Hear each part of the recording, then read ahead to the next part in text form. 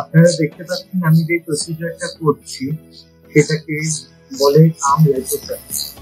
এবার এই জিনিসটা দেখুন, এই যে হাতে আমরা একটা মেশিনের সাহায্যে ফ্যাটটাকে বার করছি, আর এই পাইপটাকে লক্ষ্য করুন, ফ্যাটটা সুন্দরভাবে বেরিয়ে আসছে। এবার এই প্রসিজারটাকে আমরা বলি আর্ম লাইপোসাকশন। তাহলে কখন আমরা আর্ম লাইপোসাকশন করব, কখন আমরা আর্ম লিফট করব।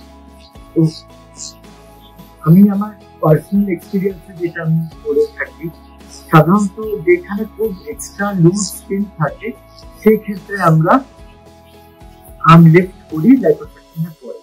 যেখানে খুব একটা এক্সট্রা স্কিন নেই সেই ক্ষেত্রে আমরা যেটা করি সেটা হলো আর্ম লাইপোসাকশন।